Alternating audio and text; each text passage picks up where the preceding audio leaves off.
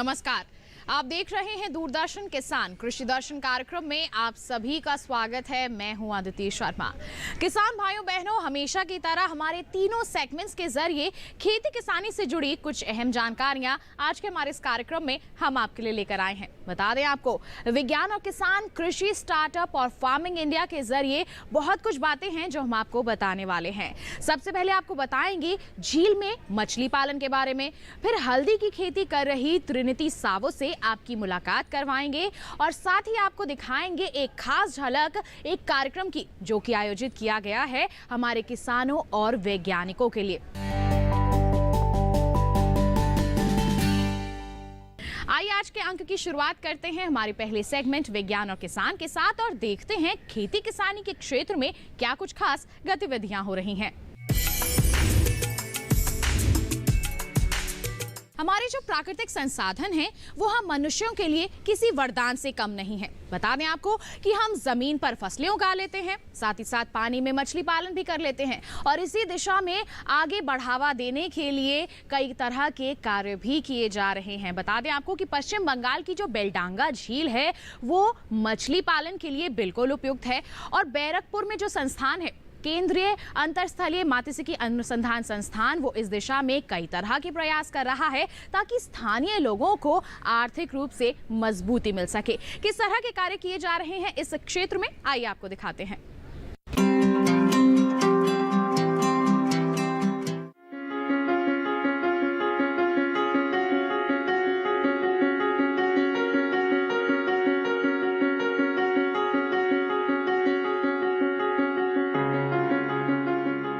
बेलडांगा एक ऑक्सोबो झील है।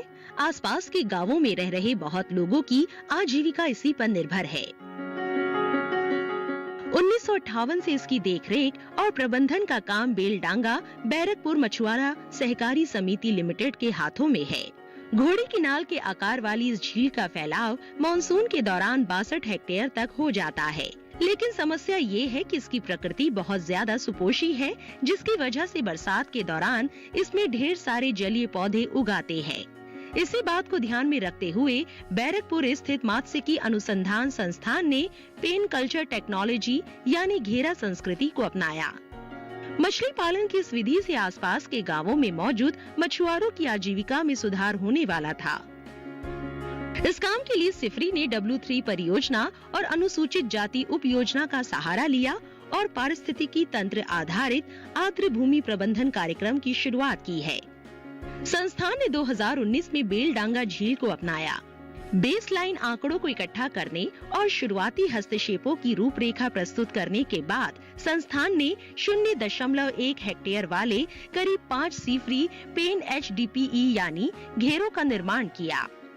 इनमें भारतीय प्रमुख कार्प्स के उन्नत बच्चों को जमा किया गया, जबकि ग्रास कार्प के बच्चों को अलग घेरे में इकट्ठा किया गया। इन घेरों में मछलियों को वैज्ञानिक रूप से आहार दिया जाता है और वैज्ञानिक रूप से ही उनकी बीमारियों का इलाज किया जाता है। 3 महीने बाद मछली के बच्चों को झील में छोड़ा गया। संस्थान ने मछुआरा सहकारी समिति को मछली बीज, आहार, बांस से बनी हुई एक तरह की नाव की जानकारी दी। 2020 में करीब 28,307 किलो मछलियों का उत्पादन हुआ और प्रति हेक्टेयर उत्पादकता 629 किलो रही। इस तरह मछुआरों की आय में लगभग 32% की बढ़ोतरी दर्ज की गई। बेहतर उत्पादन के बाद स्थानीय मछुआरों ने इन सीटू बीज पालन के लिए उसी झील में 2 और कलमें तैयार की, जबकि बेलडांगा सोसाइटी के लोगों की सक्रिय भागीदारी से उन्नत मछली के बच्चों वाली 7 कलमों का संग्रहण किया गया। 2021 की पहली तिमाही में सोसाइटी ने 6,190 किलो की उपज ली। ये उपज पिछले साल की तिमाही के उत्पादन की तुलना में 27.6% ज्यादा थी। हालांकि कोविड-19 की वजह से मछली पकड़ने की गतिविधियां कम कर दी गई है। इसके बावजूद उत्पादन में बढ़ोतरी देखी जा रही है। उत्पादन में ये बढ़ोतरी झील आश्रित मछुआरा समुदाय की सामाजिक और आर्थिक स्थिति को बेहतर बनाने में मदद करेगी। इस समुदाय के बारे में अध्ययन करने पर ये पाया गया है कि बेलडांगा से सटे गांवों में प्रति व्यक्ति मछली की खपत औसतन 53 ग्राम प्रतिदिन प्रति व्यक्ति थी, जो राष्ट्रीय औसत से अधिक है। इस तरह सिफरी की कोशिशें कमजोर मछुआरा समुदाय के लिए आशा की किरण लेकर आई है। साथ ही अच्छी कमाई से मछुआरों का पलायन कम होने की उम्मीद लगाई जा रही है। सिफरी की टीम स्थायी आर्द्र भूमि प्रबंधन के लिए पुरुष और महिला दोनों तरह के मछुआरों को जुटाने की कोशिश कर रही है। इससे आर्द्र भूमि पर निर्भर समुदाय को आजीविका और पोषण सुरक्षा मिलेगी।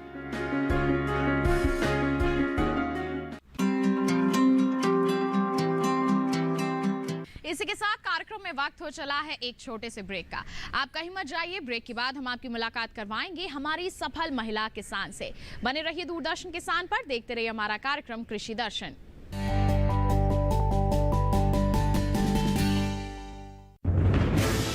कोरोना वायरस के खतरे से बचते हुए फसल की कटाई, बिक्री, खरीद, नई फसल की जुताई और बुआई सुरक्षित हो सकती है अगर हम लगातार हाथों को साबुन और साफ पानी से नियमित अंतराल पर धोते रहें। नाक, मुंह को मास्क, गमछे या कपड़े से ढक कर रखें। आंख, कान, नाक, मुंह न छुएं। आपस में 2 गज की दूरी बनाए रखें। मास्क और 2 गज की दूरी के मंत्र को अभी हमें छोड़ना नहीं है। फसलों की बुवाई एवं कटाई करते समय आपस में कम से कम 2 गज की दूरी बनाए रखें। फसल की कटाई करने के बाद छोटे छोटे ढेरों में इकट्ठा करें। कृषि के औजारों की समय समय पर सफाई करें। एक दूसरे के साथ औजारों की अदला बदली न करें। श्रमिकों के शौचालयों और हाथ धोने की जगह की ठीक से सफाई जरूरी है। बुआई, कटाई एवं मड़ाई के दौरान इस बात का ध्यान रखें कि इन स्थानों के आसपास कोई थूके नहीं। कंबाइन, हार्वेस्टर, थ्रेशर, जुताई और बुआई की मशीनों को इस्तेमाल से पहले साफ करें। मशीनों के इस्तेमाल से पहले और इस्तेमाल के बाद हाथ साबुन से साफ करें। वाहनों, बोरियों, थैलियों और पैकिंग के दूसरे सामान की साफ सफाई पर भी खास ध्यान दें। खरीद केंद्र पर आने से पहले किसानों एवं श्रमिकों की जांच। खरीद केंद्रों पर भीड़ न लगाएं एवं किसानों को बारी बारी से बुलाएं। गोदामों पर खरीदी हुई फसल को लेने में शीघ्रता करें ताकि किसानों एवं श्रमिकों को रुकना ना पड़े। कोरोना के खतरे से बचाव और अधिक जानकारी के लिए आरोग्य सेतु ऐप डाउनलोड करें। देश में खाद्य सुरक्षा के ये सिपाही भोजन की निरंतर उपलब्धता को सुनिश्चित करते हैं। किसान स्वस्थ रहें, तभी हम कोरोना वायरस से जीत पाएंगे, आगे बढ़ पाएंगे। किसान सबल, देश प्रबल।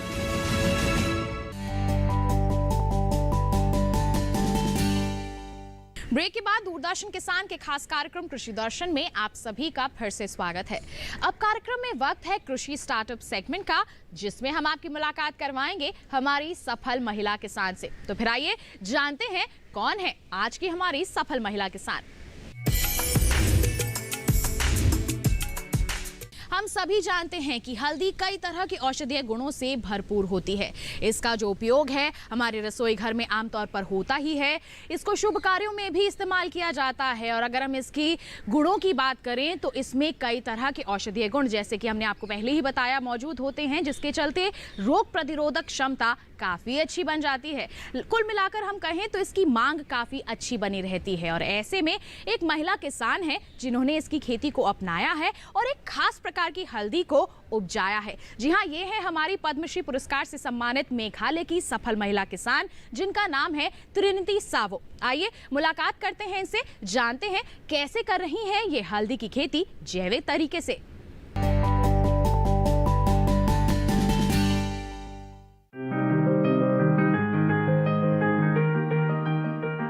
मेघालय जिला पश्चिम जैंतिया हिल्स की रहने वाली आदिवासी महिला किसान त्रिनिति सावो हल्दी की खेती करती हैं और महिला किसानों के समूह से जैविक हल्दी की खेती करवाती हैं। उनकी इस पहल से महिला किसानों की आय 3 गुना तक बढ़ चुकी है। यही कारण है कि इन्हें पद्मश्री पुरस्कार से नवाजा गया है। त्रिनिति ने 25 महिला किसानों के साथ मिलकर मुलियह गांव में स्पाइस बोर्ड की मदद से हल्दी की खेती की शुरुआत की थी।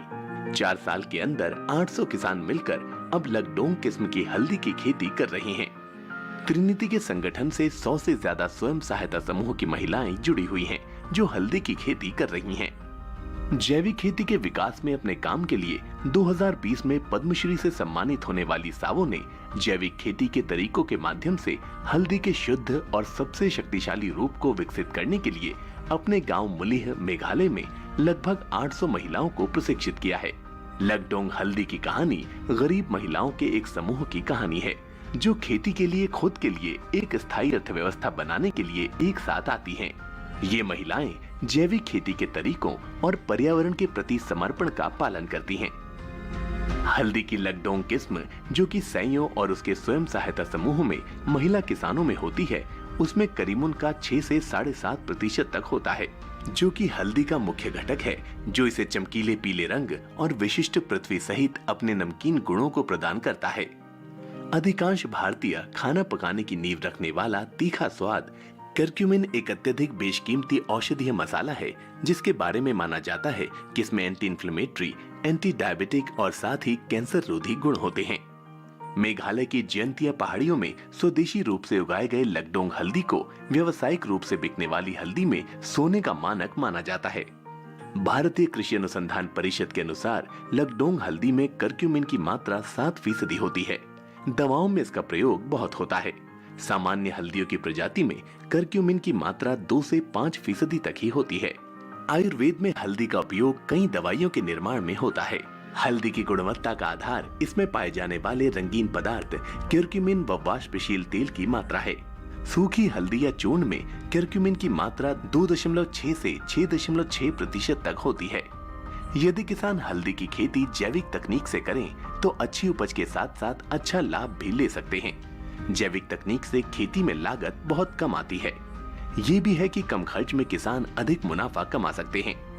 त्रिनिति सावो का मानना है कि हल्दी की जैविक खेती कर किसान अपनी आय दोगुनी करने में सफलता हासिल कर सकते हैं।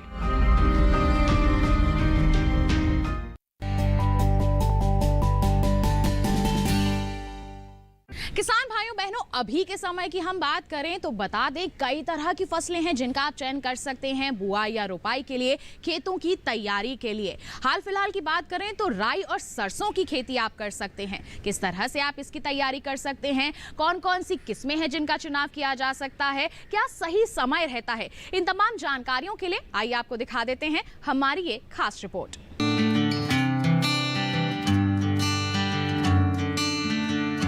अक्टूबर माह में सरसों, राया और तारामीरा आदि तिलहनी फसलों की खेती करना उत्तम रहता है। तिलहनी फसलों के साथ सबसे खास बात यह है कि अच्छे तेल उत्पादन के लिए तिलहनी फसलों को अच्छी देखरेख की जरूरत होती है। इसलिए जिन किसानों ने तिलहनी फसलों की बुआई का काम पूरा कर लिया है तो उनमें खरपतवार, कीट रोग नियंत्रण, पोषण प्रबंधन और सिंचाई के कार्य करते रहें। रबी के मौसम में सरसों एक मुख्य फसल है जो कि तिलहनी के रूप में हम इसको लगाते हैं। इसकी बुवाई का सबसे पहले ये बात आती है बुवाई का उपयुक्त समय क्या है। तो समय पर सरसों की बुवाई के लिए उपयुक्त समय 10 अक्टूबर से लेकर के 25 अक्टूबर तक का रहता है। उस समय जो वातावरण का तापमान, आर्द्रता और क्लाउड कवर इस तरह का होता है कि सरसों की जो अंकुरण होता है उसको भी बढ़ावा देता है और इसमें हमारी अच्छी फसल आती है। इसके बाद 25 अक्टूबर के बाद अगर हम सरसों की बुवाई करते हैं तो ये पछेती में मानी जाती है और उसमें कुछ चीज़ों का ध्यान रखना पड़ता है। तो ज़्यादातर क्षेत्रों में अगर हम बात करें तो समय पर सरसों की बुवाई हो चुकी है, लेकिन इस समय कई क्षेत्रों में बरसात हुई है। अगर ये देखा जाए तो ये बुवाई के लिए अभी भी उपयुक्त समय है।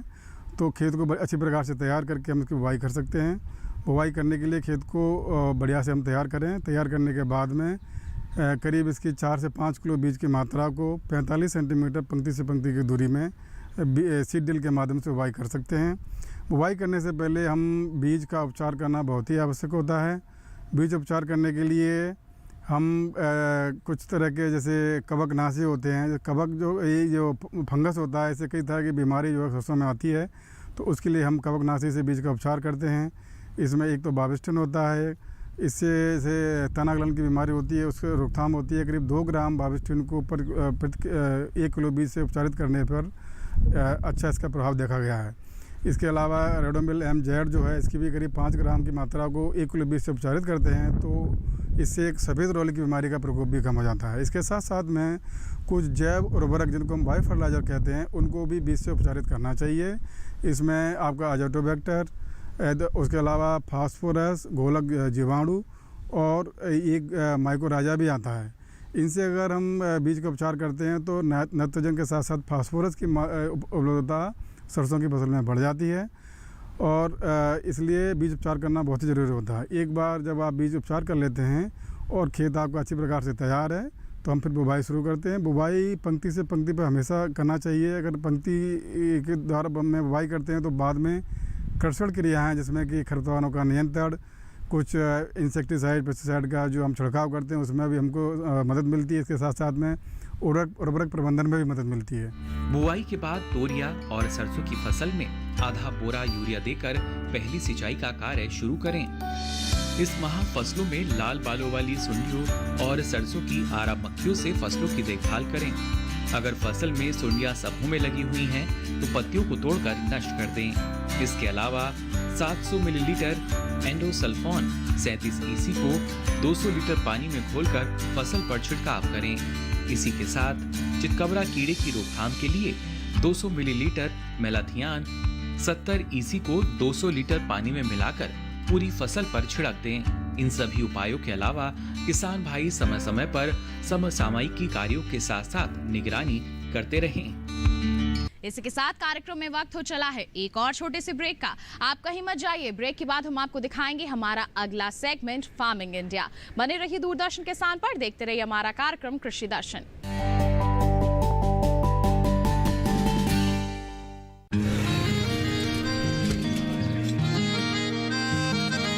क्या बात है भाई, आजकल तो काफी खुश नजर आ रहे हो। क्यों ना हो, अब मैं ऑर्गेनिक खेती जो कर रहा हूँ ये पूरा प्राकृतिक है, ऑर्गेनिक है। इसमें हमारे खेत, हमारी फसल और हमारी जेब सब फायदे में होते हैं और इसमें लागत भी कम है। जी हाँ, आप भी ऑर्गेनिक खाद का प्रयोग करें, अपनी फसल और मिट्टी को तंदुरुस्त बनाएं और आपकी आमदनी में इजाफा करें। अधिक जानकारी के लिए किसान call centre toll free number 1800-180-1551 पर कॉल करें और लॉग ऑन करें kisan.gov.in और farmer.gov.in। कृषि और किसान कल्याण मंत्रालय द्वारा किसान हित में जारी। किसान भाइयों गांठ बांध लो, गांठ बांध लो, बात बहुत है काम की, समृद्धि के पैगाम की। मिट्टी के मिजाज को समझो, मिट्टी के हर राज को समझो, मिट्टी की तुम जांच कराओ, मुफ्त सॉइल हेल्थ कार्ड ले जाओ। कभी मुनासिब बीज लगाओ, सही किस्म की खाद ले आओ, जितनी जरूरी उतनी डालो, सही मात्रा खुद पहचानो, इसको अपना मंत्र बना लो, मिट्टी की सेहत को जानो।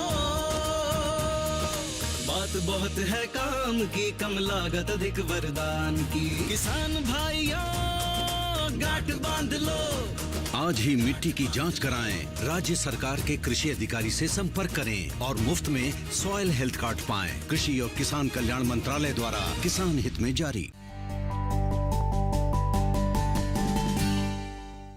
ब्रेक के बाद दूरदर्शन किसान के कार्यक्रम कृषि दर्शन में आप सभी का फिर से स्वागत है। अब कार्यक्रम में वक्त है फार्मिंग इंडिया सेगमेंट का, जिसमें हम आपको बताते हैं कि खेती किसानी के क्षेत्र में क्या कुछ खास हलचलें हो रही हैं।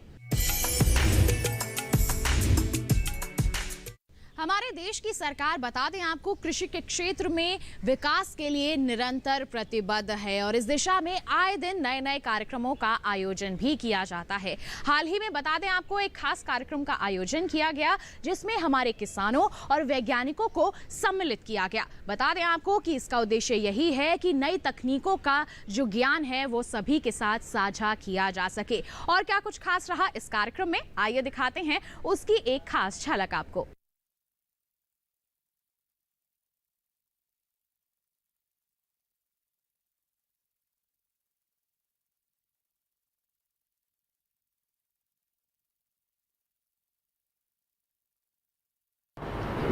मुझे तसल्ली है कि आज हम अमृत महोत्सव का पालन करते हुए ये फार्मर साइंटिस्ट कनेक्ट मीट का आयोजन कर रहे हैं और आने वाले समय में मेरी ये कल्पना होगी और मुझे विश्वास है कि विभाग भी इस पर विचार करेगा कि हम इस प्रकार के आयोजन भिन्न भिन्न स्थानों पर कर सके, न केवल दिल्ली की राजधानी में। ये तो और बात है कि हमें एक सुविधा मिल गई, कोविड ने सिखा दिया कि हम पर्दे के माध्यम से जुड़ जाते हैं, जैसे आज हम जुड़े। लेकिन इसके अतिरिक्त अगर 75 के 75 सारे के सारे जिले ना सही, कुछ एक जिलों में हमारी छोटी छोटी टोलियां जा सके, एक दिन उनके साथ बिताए, उनकी क्या आवश्यकता है, क्या जरूरत है, वहाँ किस प्रकार की खेती होती है, उसके अनुकूल उनको जानकारी दी जाए और उसमें विज्ञान की इंटरवेंशन कैसे हो सकती है उसका अध्ययन किया जाए, क्योंकि इस समय वातावरण अनुकूल है। क्योंकि मोदी जी ने भी इसको प्रोत्साहन दिया है और हमारे युवा भी, जो एक नया दृश्य है, 5-7 वर्ष पहले किसी युवा को खेती की तरफ या एग्रीकल्चर की तरफ आने के लिए कहा जाता तो वो थोड़ी सी तौहीन समझता था। आज बच्चे स्वयं आ रहे हैं क्योंकि उन्हें लगा कि ये एक बहुत बड़ा सोर्स ऑफ लाइवलीहुड है, उनका स्टेक इसके साथ हो रहा है। जैसे मैंने कहा, कुछ बच्चे नौकरी छोड़ करके आए तो यूं ही नहीं आए, हमको अवसर मिला उनसे वार्तालाप करने का। तो बोले साहब सुबह 8 बजे से लेकर रात को 10 बजे तक प्राइवेट कंपनी में कंप्यूटर की नौकरी करते थे, यहाँ तो बहुत मजे की बात है, 5-6 घंटे काम किया। और आजकल का किसान वो पुराने जमाने वाला किसान नहीं रहा कि सारा दिन बैल चलाता रहेगा, वो कंप्यूटर में बैठ के काम करता है। तो बोले साहब ये तो आसान तरीका है और आमदन भी ज़्यादा है। तो इस तरह से युवाओं को प्रेरित करके हम जगह जगह जाकर के इस तरह के कार्यक्रम कर सके, ये भी हमारा प्रयास रहेगा। 75वें वर्ष में हमने ये शुरुआत की है और 25 वर्ष पूरे होते होते मुझे विश्वास है कि एग्रीकल्चर के क्षेत्र में भारत विश्व का सर्वश्रेष्ठ देश बनकर के आएगा। और जब भारत विश्व मूर्ति बनेगा तो मेरी कल्पना ये कहती है, हम में से कुछ होंगे कि ना हो 25 वर्ष बाद, लेकिन 2 क्षेत्र हैं जो हमें आगे बढ़ा करके विश्व पटल पर खड़े करेंगे। एक हमारी वैज्ञानिक उपलब्धियां जो पहले से ही सर्वश्रेष्ठ हो चुकी है, और दूसरी हमारी खेती की उपलब्धियां, क्योंकि हमारे पास भिन्न भिन्न प्रकार की कृषि करने का वातावरण है। दक्षिण कुछ और है, उत्तर कुछ और है, पूर्व कुछ और है, पश्चिम कुछ और है, पूर्व उत्तर कुछ और है, कहीं समुद्र तक है तो कहीं रेगिस्तान है। तो इस प्रकार की जो विविधता है, जो डाइवर्सिटी है, किसी और देश में नहीं। और इसीलिए हमारे आने वाले समय के लिए भारत जो विश्व गुरु बनेगा, उसके लिए भी एग्रीकल्चर और साइंस, इन 2 क्षेत्रों का विशेष भूमिका रहेगी। एंड यही उसके लीडर्स ऑफ द विश्व गुरु न्यू इंडिया रहेंगे।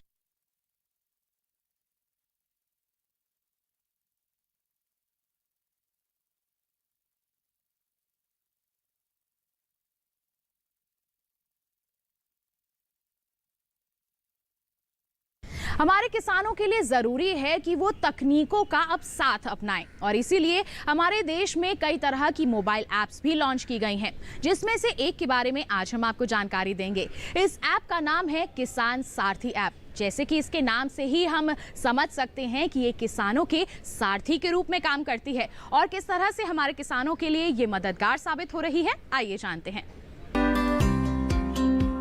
किसान सारथी मोबाइल ऐप केंद्रीय कृषि एवं किसान कल्याण मंत्री और केंद्रीय इलेक्ट्रॉनिक्स एवं सूचना प्रौद्योगिकी मंत्री द्वारा संयुक्त रूप से लॉन्च किया गया है। ये ऐप किसानों को उनकी वांछित भाषा में सही समय पर सही जानकारी प्राप्त करने की सुविधा प्रदान करता है। ये डिजिटल प्लेटफॉर्म पर किसानों को कृषि विज्ञान केंद्रों के वैज्ञानिकों से सीधे जुड़ने में सक्षम बनाएगा। इसके जरिए किसान कृषि और संबंधित क्षेत्रों पर वार्ता करने और खेती किसानी से संबंधित सलाह प्राप्त कर सकेंगे। ये ऐप किसानों को लाइव कॉल, किसान पंजीकरण, मैसेजिंग और नई कृषि सीखने की सुविधा भी प्रदान करता है। किसान सारथी की मदद से किसान अच्छी फसल, उपज की सही रकम और भी कई मूलभूत चीजों की जानकारी हासिल कर पाएंगे। किसान सारथी से मिली जानकारी से किसान और व्यापारी आसानी से फसलों की खरीद और बिक्री कर सकेंगे। इस ऐप की मदद से किसान अपनी फसल और सब्जियों को भी सही दामों पर और सही स्थान पर बेच सकेंगे। किसान सारथी पर किसानों की दैनिक गतिविधियों पर अधिकारियों की भी सीधी निगरानी रहेगी। तो किसान भाइयों बहनों, ये था हमारा आज का कार्यक्रम कृषि दर्शन। एक विशेष जानकारी आपको दे दें, आप हमारा ये कार्यक्रम दोबारा देखना चाहते हैं तो टीवी स्क्रीन पर दिखाई जा रही QR कोड को आप स्कैन कर लीजिए, सीधा पहुंच जाएंगे आप डीडी किसान के YouTube चैनल पर और आप किसी भी समय देख सकते हैं हमारा ये कार्यक्रम, जानकारियां हासिल कर सकते हैं कृषि जगत से जुड़ी। साथ ही आपको बता दें, आप हमारे कार्यक्रम से जुड़ना चाहते हैं, कोई सुझाव भेजना चाहते हैं तो आप हमें ईमेल कर सकते हैं। हमारी ईमेल आईडी है krishidarshan@gmail.com। साथ ही हम आपको हमारा पता भी बता देते हैं। हमारा पता है कृषि दर्शन, कमरा नंबर 58, CPC दूरदर्शन, खेलगांव, नई दिल्ली 110049। तो बस आज के लिए इतना ही। अगले अंक में होगी आपसे मुलाकात, तब तक के लिए हमें दीजिए इजाजत। आप बने रहिए दूरदर्शन किसान पर। नमस्कार।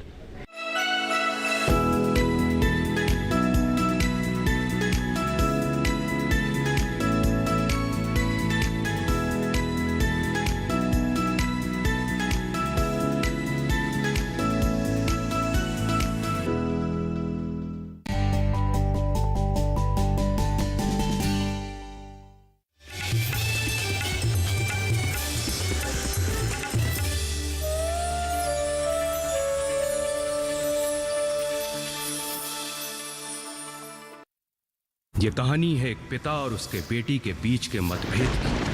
मैं अपनी बेटी की हर चाल से 4 कदम आगे रहना चाहता हूँ। I'm sorry, पर ये वकील बिकाऊ नहीं। अब देखना ये है कि जीत सच की होती है या फिर रिश्तों की। लकीरें किस्मत की।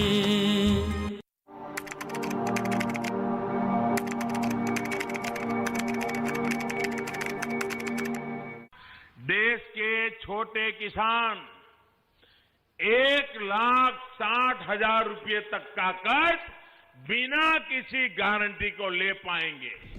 कैसे बनेगा किसान क्रेडिट कार्ड? आवेदन के लिए कहां करें संपर्क? कौन कौन से लगाने होंगे डॉक्यूमेंट्स? किसान क्रेडिट कार्ड पर फुल रिपोर्ट देखिए सरकार आपके साथ में इस शनिवार शाम 5:30 बजे सिर्फ दूरदर्शन किसान चैनल पर। The girls football is equally important like what we are looking for boys football also. Football is in the blood of every Goan. I would like the more spread to happen. Our girls dominated Goan football. आप महान हैं धर्मराज। आप अपनी माता, अपने भ्राता, अपनी पत्नी को त्याग सकते हैं, किंतु धर्म को नहीं। वासुदेव, ये आपने क्या किया? हमने वही किया कृष्णा, जैसा हमें निर्देश दिया गया था। मेरी आज्ञा की उपेक्षा करके गजानन ने त्रिपुरासुर को वरदान दिया है। अब वो दुष्ट तीनों लोकों में उत्पात मचाएगा और इसका उत्तरदायी तो गजानन ही होगा ना। इस अपराध का दंड तो मैं गजानन को अवश्य ही दूंगी। भक्ति का प्रतिफल तुम्हें पहले भी मिल चुका है। भक्ति का फल मंगल ही होता है। जब स्वयं मोहतकट ने तुम्हें भक्ति का संदेश दिया है तो हमें पूर्ण श्रद्धा और समर्पण के साथ परम देव श्री महागणेश की आराधना प्रारंभ कर देनी चाहिए।